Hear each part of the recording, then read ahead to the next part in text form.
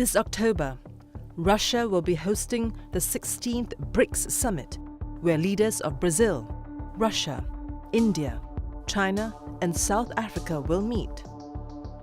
But for the first time since 2010, these 5 namesake countries of Brics will be joined by new members, with many others waiting in the wings. According to the claim, now more than 40 countries are willing to join the BRICS. Why are so many countries suddenly eager to join the bloc? In applying to join BRICS, Malaysia aims to diversify our economic diplomacy efforts and enhance collaboration.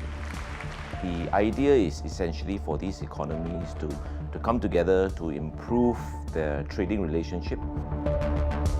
And will a growing BRICS threaten the Western-led world order? We see a lot of sovereign nations realizing that the entire international order has been unraveling before their eyes. BRICS seen as an anti-Western coalition given China's domination.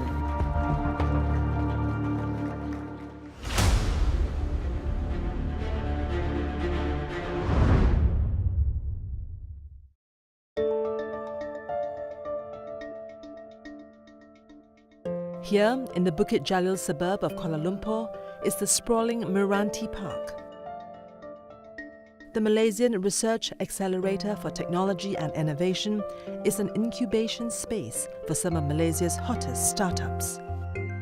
Technology Innovation Park Malaysia, Meranti, have been working with everyone, with many of the players in the startup space, technology space, innovation space.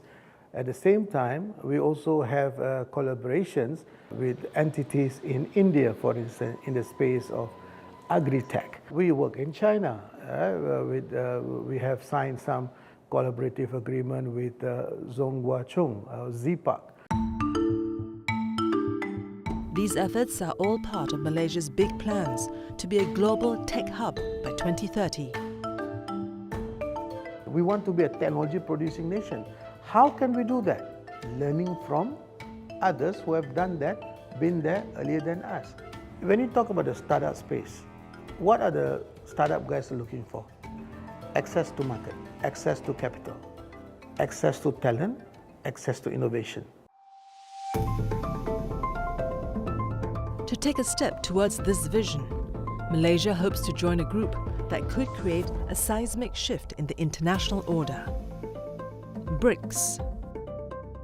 What exactly is BRICS? The organization had its genesis as a catchy acronym coined in 2001 by Goldman Sachs executive Jim O'Neill as a label for 4 large emerging economies: Brazil, Russia, India, and China. So the original first 4 countries are actually the biggest developing country from their respective region. Originally, it was intended to be a counter-narrative to the popular grouping of advanced industrial countries like G7. A series of informal meetings between the 4 countries' foreign ministers began in 2006, culminating in the first BRICS summit in 2009 in Russia.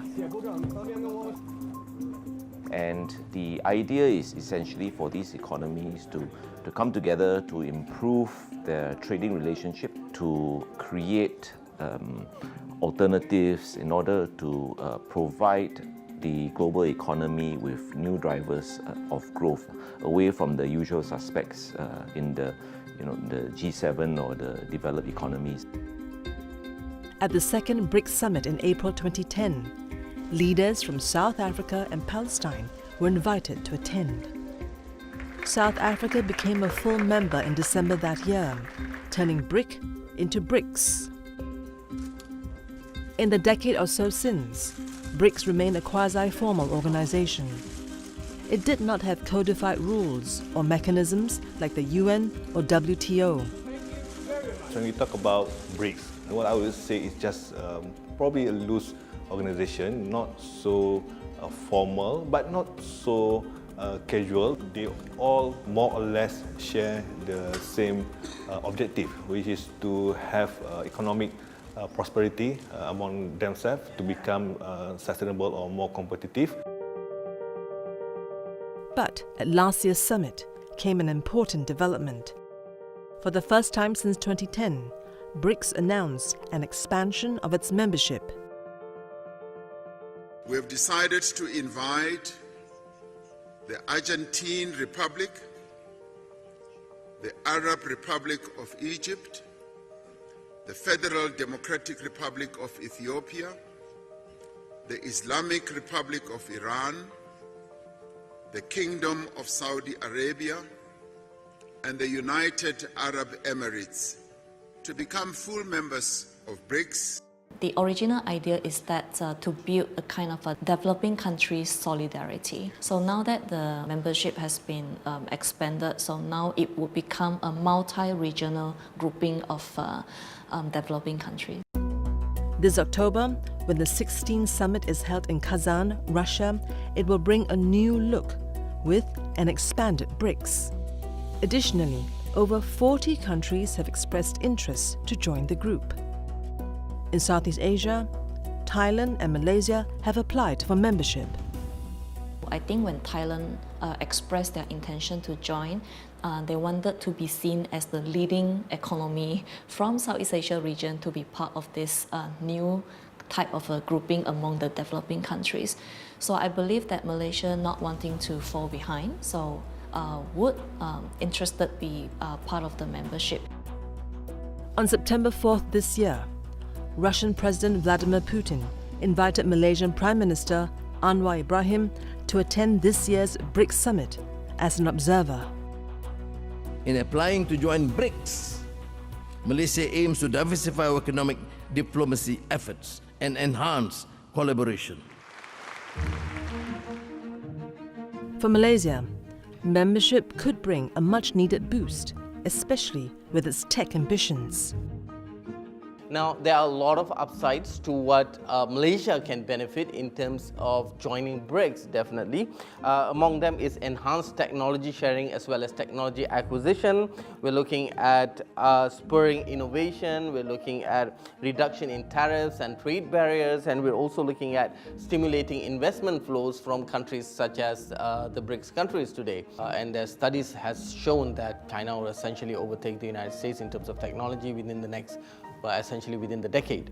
Just imagine the huge market that China has, the huge market that India has, the huge market that Russia has, and all those other Brics Plus now they call themselves, has. So you just expand the market, you just expand the opportunities. The clamour to have a seat at the Brics table is a result of the growing economic might among Brics members. In 2000, Brics shares for global GDP was about 18%, and today they're looking at about 32% in 2023, while G7 countries today comprise of the global GDP in 2023 approximately 31%. So the global GDP share of Brics countries has already exceeded the G7. With the expansion, Brics countries now represent about 45% of the world's population. The grouping controls over 40% of global oil production and a quarter of world trade. But beyond these numbers, what lies behind Brics' momentum could be a growing dissatisfaction with the Western-led world order. There is a general climate in what we call the global south. A general climate where the sense is that the global economy and the distribution of power and influence in the global economy is no longer a fair representation of reality. The question is, if you look at the economic and financial institutions that you have in the world, do they represent, do they capture this diffusion of power that we have seen over the last 2 decades, 3 decades? I think the answer is no, right? You look at the current institutions, whether it's the World Bank, the IMF, the dominance that the United States has, the conclusion that many countries in the global south arrive at is that we are well into the 21st century, but a lot of these institutions still represent the 20th century, the first half of the 20th century, if not the 19th century. And a lot of the sentiments in the global south, not only among leaders, but among people, populations in the global south, are that either you change the 20th century institutions to better represent the distribution of power influence that we have in the 21st century. If not, then you have to create new institutions that better capture what the state of affairs is today. Can Brics embody this vision? Well, the bloc is looking to disrupt the current international order in one significant way, by dethroning the US dollar as the world's reserve currency. How would this happen, and would it shake up the global economy as we know it?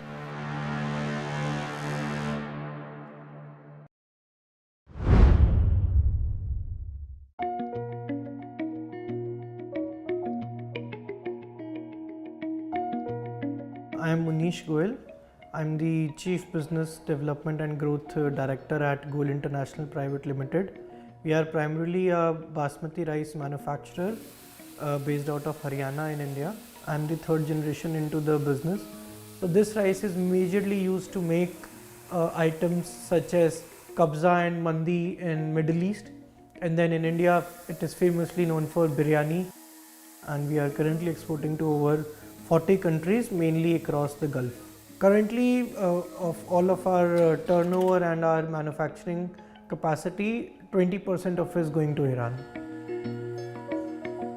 Iran was one of the biggest markets for Indian rice.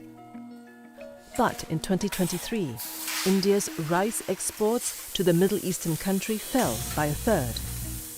Munish's business took a hit. From 2014, from 55% of our turnover being exported to Iran, that has dropped down to 25%. What precipitated this decline were US sanctions on Iran. Previously, India would buy oil from Iran, paying in rupees. Iran would in turn use these rupees to purchase produce like tea and rice from India. But since 2019, India halted oil imports after the US imposed sanctions on Iran. As a result, Iran is now running out of rupees to pay for rice. Instead, transactions must be made through a third currency. Currently, all of the transactions has been happening through euros or US dollars. A very big challenge for us is managing the currency fluctuations, because the currency in Iran fluctuates almost on a daily basis, if not monthly. That rupee mechanism was very quick and very fast. But now, because of this dollar and euro dependency, the trade has moved to more third-party partners, fourth-party partners. Earlier, the work that was getting done in 1 week, now it takes more than a month. India and Iran are both Brics members. As thousands of traders and businesses face similar challenges, one idea is gaining traction: de-dollarisation, reducing an economy's reliance on the US dollar. The trend of de-dollarization didn't happen yesterday, it didn't happen last year. It happened for the last 20-25 years. It's been happening quarter of a century. But with the presence of Brics and the presence of an alternative trade settlement system, de-dollarization actually occurred in an accelerating rate. So, what is driving de-dollarization efforts? After World War II, the US dollar, backed by gold, became the world's reserve currency. The greenback would underpin the global economy as central banks held much of their foreign reserves in US dollars. Even after President Nixon took the dollar off the gold peg in 1971, it still retained its dominance when oil began trading in dollars. Today, about half of global trade is denominated in the currency. To facilitate the movement of the product and services, you need medium of exchange. And at the moment, majority of the world currencies actually consisted of US dollar when you're talking about using for the trading. And it's a very powerful tool for US to control the narrative economically or politically for many countries. But as geopolitical fault lines grew between America and some Brics countries, the dominance of the US dollar has become a pain point, such as in the case of sanctions on Iran. US sanctions haven't been the most constructive way of engaging global financial supremacy and centrality of US dollar. They impose sanctions which will affect trade between Iran and other countries, because as long as we are do the transaction in US dollar, right? SWIFT mechanism will not allow for Indonesia to have payment in US dollar or any other country. Then the US will impose sanction also to Indonesia if we do something. It is not fair. SWIFT stands for the Society of Worldwide Interbank Financial Telecommunications. Essentially, SWIFT is a transactional code and program that is used between countries to settle the trade between countries as well. So for example, if you have a bank in Malaysia and you have a bank in Indonesia that wants to communicate, they will essentially a common language provided by SWIFT. Most of the SWIFT transactions across the world is essentially conducted in the US dollar, right? So for any country that uses the SWIFT code, the United States, because of its power of its currency, it can instruct SWIFT to stop operating between that particular country, and therefore the country will not be able to trade in US dollar anymore, and effectively they are sanctioned. In March 2022, after Russia invaded Ukraine, Russian banks were crippled when they were barred from the SWIFT network by the Western powers. And when the US threatened to sanction Chinese banks for their Russian dealings, over 90% of Chinese banks had to refuse Russian transactions this August. Countries like China, Russia, they don't want this.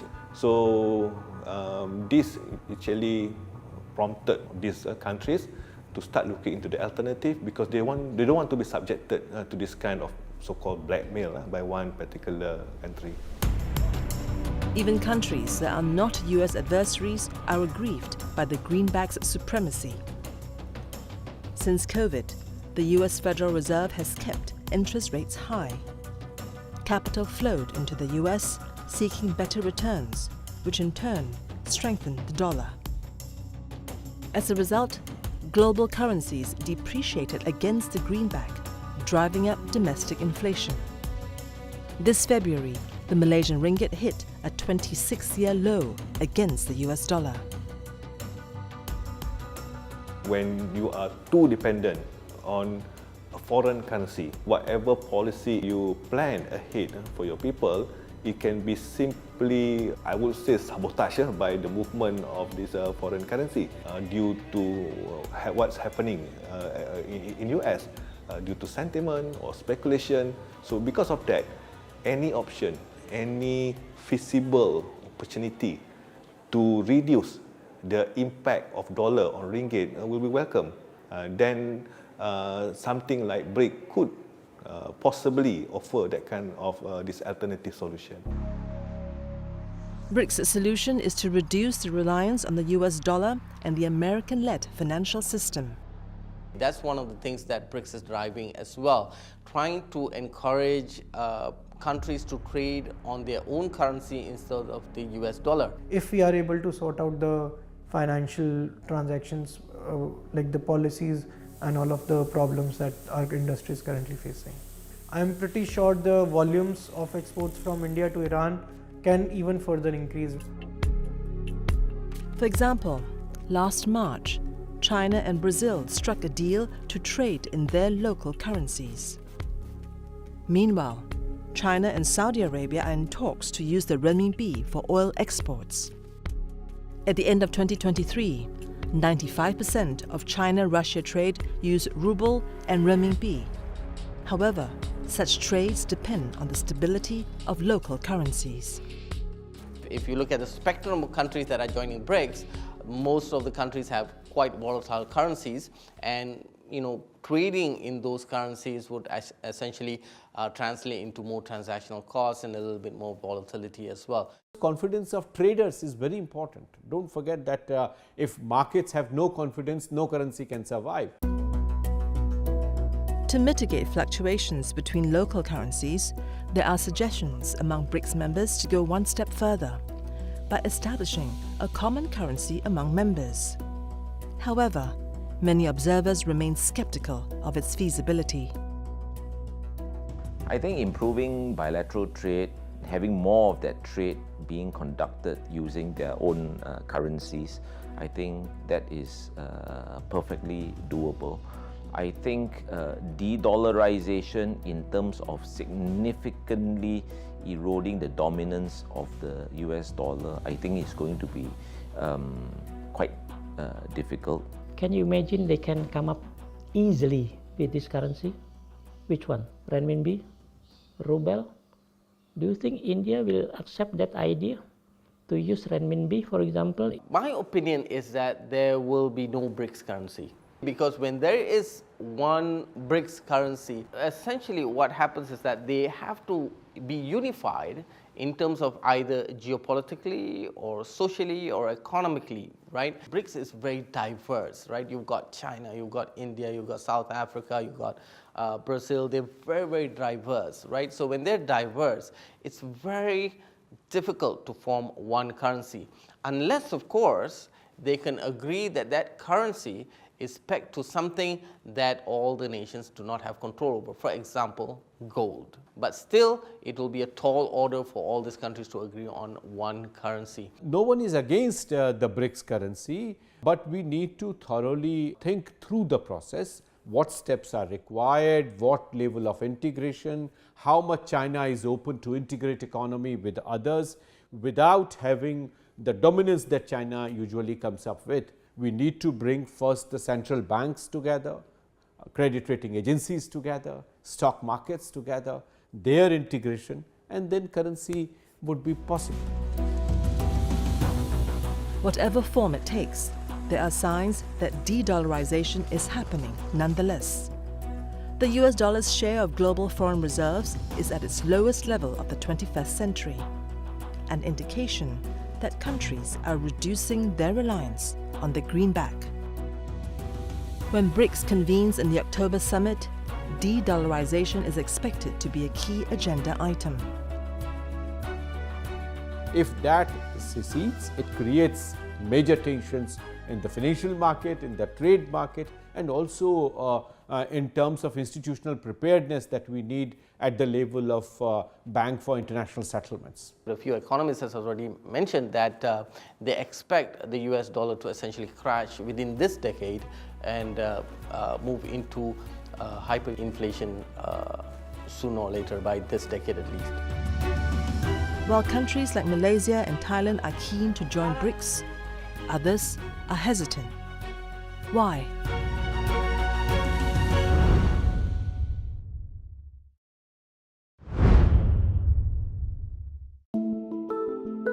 The Jakarta-Bandung high-speed rail system was launched in October 2023. Funded and operated in part by China, Whoosh, as the rail is known by locals, is the first of its kind in Southeast Asia. Hampir 2-3 minggu sekali untuk naik bus ini, terutama untuk kalau kita silaturahmi ke anak-anak ada di Jakarta. Sebelumnya sih memang pengguna kereta api yang biasa ya, sama naik travel atau bus gitu. Cuma karena sekarang udah ada bus, jadi kayak lebih efisien, terus menghemat waktu juga gitu. Indonesia is the leading recipient of Chinese investments in Southeast Asia. China is also its largest trading partner. India, its 5th largest. It also has significant trade relations with other BRICS countries like Brazil and the UAE. These factors make Indonesia a prime candidate for BRICS membership. Indonesia has been approached by BRIC members during that time, I think quite some time, 2014 something. but only in the recent past that they are more serious, particularly when the last Brics summit in China, 2020 to 22, I think, then they remind Indonesia. The reason why Indonesia has been invited to join the BRIC is because our important position in the global world. Indonesia has the fourth largest population, which means the largest market in the world, and Indonesia is very strategically located. But ultimately, Indonesia decided to adopt a wait-and-see approach. Untuk menjadi anggota baru dari BRICS, suatu negara harus menyampaikan surat expression of interest. Dan sampai saat ini memang Indonesia belum menyampaikan surat tersebut. Karena kita ingin mengkaji terlebih dahulu, mengkalkulasi terlebih dahulu, kita tidak ingin tergesa-gesa. Despite the fact that Indonesia has strong relationship with China, India, or any other countries within the BRICS, so we don't need another multilateral forum to strengthen our relationship with those countries. Why are countries like Indonesia hesitant to join BRICS? One concern is the bloc's ideological position. Though BRICS is supposed to be an apolitical economic forum, there is a growing perception that it is shaping up to be an anti-West coalition. BRICS seen as an anti-Western coalition given China's domination in the BRICS group. Indonesia wants to be neutral, and given that the BRICS is seen as an anti-West coalition, to maintain its position as a country with free and active policy, it's one of the reasons why Indonesia decided not to join the BRICS. Countries that are democracies cannot be seen to be engaging too cozily with totalitarian states, whether it's China or Russia. In this era of trade wars and superpower rivalry, picking the right partners can be consequential. Indonesia is the world's largest supplier of nickel, producing about 30% of the world's supply. Much of the country's development in nickel mining was achieved through Chinese investments and partnerships. China is one of the largest producers of electric vehicles in the world. And nickel has been one of the important sources for electric vehicle battery, EV battery. 80 to 90% of nickel industry in Indonesia is dominated by China. But in July this year, reports emerged that Chinese investors are looking to divest the Indonesian nickel holdings. The reason? America's 2022 Inflation Reduction Act offers rebates on electric vehicles purchases. But there's a catch. These tax breaks don't apply if EVs contain batteries and critical components from companies with over 25% Chinese ownership. So, Chinese companies began reducing their stake to fall below the threshold. With the withdrawal of some of the Chinese companies, this will give a lot of surprise to some of the Indonesian actors in the nickel industry. Why? Because it means if they have to change to partner with other actors beyond China, they have to go through all of this procedure, and that's not easy for them. At the same time, Jakarta must also consider its domestic audience. According to the Indonesia National Survey Project 2022, 34.1% of respondents thought that the rise of China would have a negative impact on neighboring countries like Indonesia, compared to 27.1% who perceived a positive impact. For the past several years, Jokowi has been criticized for being too inclined to China. By not joining the BRICS, which Jokowi see now very important, Jokowi can show to the domestic audience, look, we're not that inclined to China by not joining the BRICS. 2.5 kilometers southeast of Batam Island in Indonesia lies Rempang. Last August, some 7,500 residents were instructed by the government to vacate their homes immediately to make way for a sand processing plant owned by Chinese manufacturer Sini Glass. Locals clashed with authorities to stop the development. Daripada saya huru-hara terus sama pemerintah ini yang saya tidak mau juga, karena saya juga pengen hidup tenang, Pak. Tenang betul, karena sudah 1 bulan nih payah tidur saya nih mikirin kampung ini.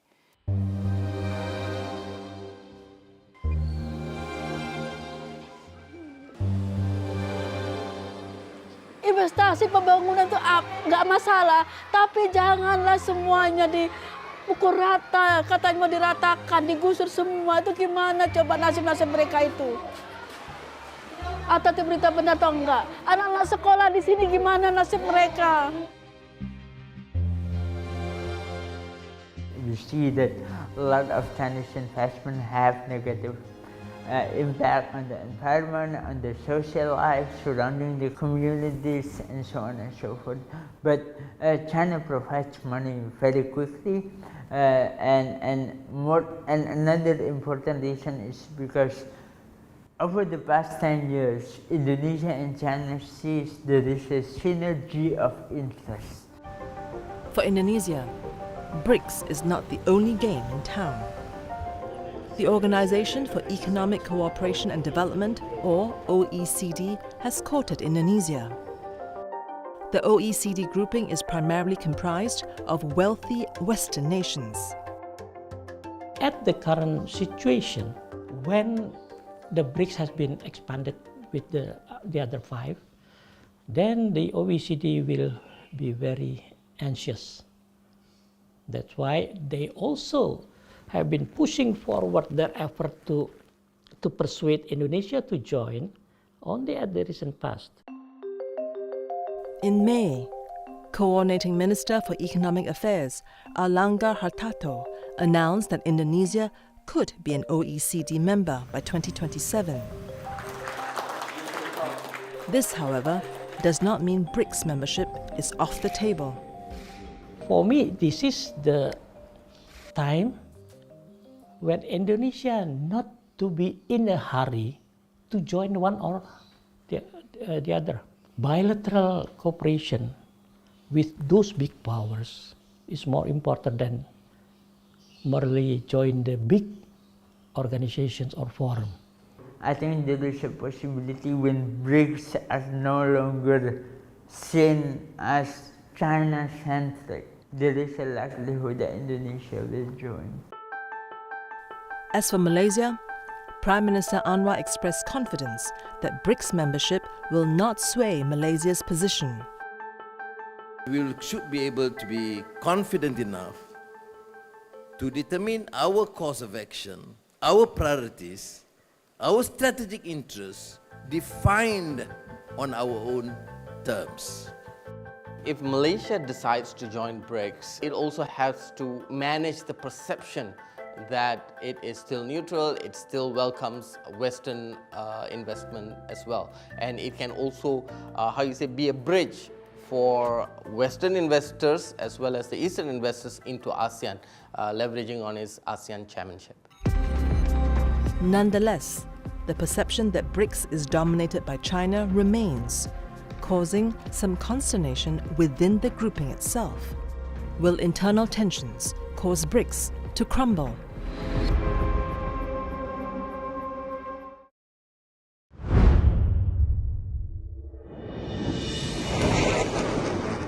October 7th, 2023. Hamas fighters launched a deadly attack from Gaza into Israel, killing over 1,000. Israel retaliates with airstrikes and ground offensive into Gaza. 1 year on, The war continues, leaving the territory devastated and over 40,000 dead. The conflict in Gaza has shaken up the established world order. Since the Palestine-Gaza issue, we see a lot of sovereign nations realizing that the entire international order as well as the international law has been unraveling before their eyes. The amount of power that global powers exerted relating to ICJ, ICC, United Nations, ceasefire recommendations has all been ignored, sent a clear message to the world community that the United Nations has little to no power in regulating any of these international incidences, right? So a lot of countries are applying for Brics, not because of the attraction of Brics as much, but it's more towards the push from the West away from the current system or the world order that we have today. Seizing the narrative, Brics would present an alternative to the established order. Мы призываем объединить усилия международного сообщества, направленные на деэскалацию обстановки, прекращение огня и поиск политического разрешения палестино-израильского конфликта. И ключевую роль в этой работе могли бы сыграть государства БРИКС и страны региона. With over 40 countries waiting in the wings to join Brics, as it expands, can the bloc become a credible alternative to the Western-led order? BRICS is an important organization. It's anchored on the second largest economy and a whole bunch of major oil producers. So the sort of importance of BRICS obviously is amplified. But just because countries are together in an organization does not mean that their interests are 100% aligned with each other. You have countries there that, number one, have one foot in the sort of BRICS camp and one foot in the sort of US camp, if we want to think in terms of camps. Number two, you have many members of BRICS who are actually G20 members as well, right? And number three, you have members of BRICS who have issues with each other. So what does that mean? To me, very simple. That means that decision making in BRICS is going to be very difficult, One question is, who will lead the BRICS? Its two largest members, both in terms of population and economy, have a long-standing rivalry. In the case of India and China, the more there is tension between India and China, the more it will impact on the credibility of BRICS. One is the long-standing territorial dispute. The second area of conflict between India and China is China is looking at dominance in Asia and global dominance. Even on the Belt and Road Initiative, China's global infrastructure and trade project, there is friction.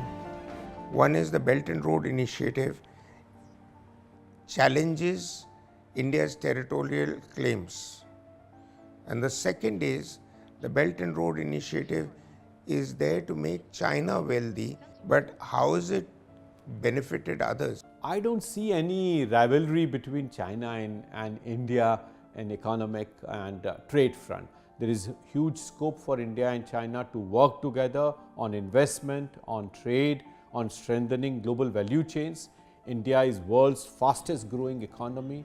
China has already arrived on several fronts. So there are possibilities of cooperation between the two economies. Here, the expansion of BRICS from BRICS to BRICS Plus could be advantageous. It could reduce the dominance of any one power and temper the bloc's anti-West image. So by expanding BRICS, India would get in a group of new supporters who might present a consolidated counter to the Chinese agenda of dominating geopolitics in Asia Pacific.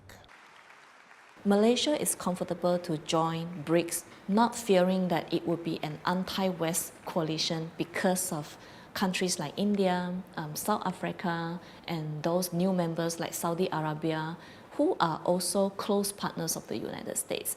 And I think Turkey just expressed intention to join BRICS, and Turkey is the first NATO ally to do so. So I think it would further dilute the anti-Western coalition image that the Western Alliance thought BRICS is about. Currently, the US has trade tensions with China, as well as sanctions on Russia. This has impacted businesses trading with these countries.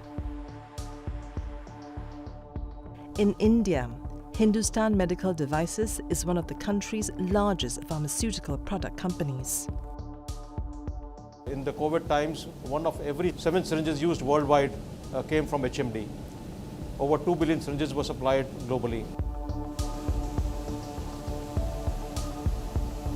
We had a very good exports to Russia. Unfortunately, our distributor in Russia was bought out by an American company. And because of the war between Russia and Ukraine, the business got suspended, and we've had to face issues of regulatory approvals as well as of foreign exchange. Is definitely a challenge now to sell to Russia. As BRICS expands, the broader slate of trading partnerships will allow businesses and countries to hedge against the trade wars. Our exports to Russia were, I would say, suspended for some period of time because of regulatory issues and currency issues. But the other countries like South Africa or the other BRICS nations, whether in Middle East, you've got Iran, you've got Saudi Arabia, various countries we are supplying our products. I think the current Malaysian government may see that BRICS would allow us to diversify further away from our traditional partnerships. So whoever would become the new member would provide new opportunities for Malaysia to advance further. When the 16th BRICS Summit convenes on October 22nd, it will be the first to be attended by these new members. Many countries will be represented as observers as well. What's on the agenda will signal the bloc's future ambitions. In terms of what they will be discussing in the coming summit, I think there's a lot more aggressive talk in terms of trade settlement systems. I think that would be one of the higher in agenda. And the other one is the currency. As this institution develops, as they get more members, as it becomes more institutionalized, I think the agenda is likely to get broader. And so the question for BRICS is whether this is going to dilute its core purpose and objectives, or whether as an organization, as a collection of member states, they all agree that they want the agenda to expand. Fact is that I don't see the BRICS very clear in what it wants to do. Is it just a grouping of the wealthier nations outside of EU and North America? Are there initiatives in place? Is there a common trading currency amongst BRICS countries? I don't think the BRICS, without new innovative ideas, without new initiatives, has much to give to the world.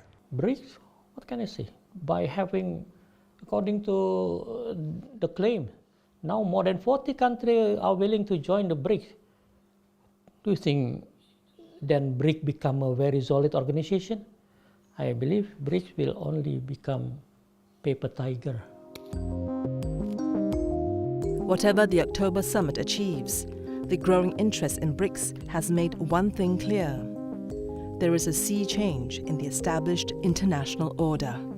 I'll be very honest and candid about this. BRICS is the future, really. The Western economies are on a decline, and if they're able to, establish a fair order, right, similar to what we have international order, but it's actually respected, then I believe a lot of countries will actually migrate to support BRICS. The landscape is going to change.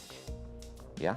So You're going to have countries that are, members of the UN, members of Brics, members of the AIIB, SCO, G20, whatever, all at the same time. You got to be able to dance, chew gum, walk, juggle all at the same time. This is really how I see the global order evolving. Most countries, and they are very comfortable just seizing on whatever opportunities that are available for them to advance their own interests.